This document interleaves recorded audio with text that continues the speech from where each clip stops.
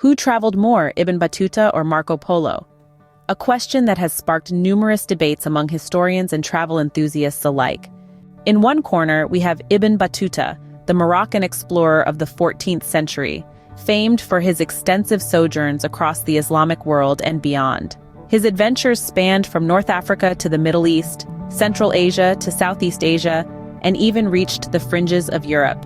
A staggering journey that unfolded over 29 years, where he is said to have covered an impressive 75,000 miles. A feat that makes him one of the most widely traveled individuals in the annals of medieval history. On the opposite side, we have Marco Polo, the Venetian merchant and explorer of the 13th century. Polo embarked on a grand journey to the east, specifically China, journeying along the famed Silk Road. His travels, while lasting for approximately 24 years, have left historians in a quandary. The exact distance Polo covered remains a bone of contention.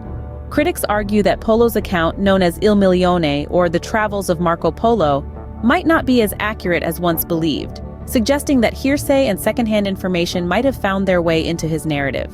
Ibn Battuta set out on his epic journey in the year 1325. Over the course of nearly 3 decades, he traversed an immense geographical expanse.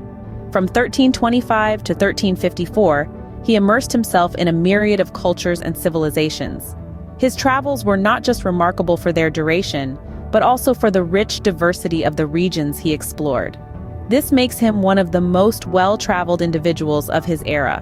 When comparing the two, the sheer distance covered and the diversity of regions visited often tip the scales in favor of Ibn Battuta.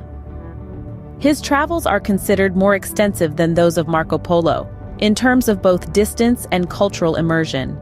In conclusion, the debate over who traveled more, Ibn Battuta or Marco Polo, often sees Ibn Battuta emerging as the more prolific explorer.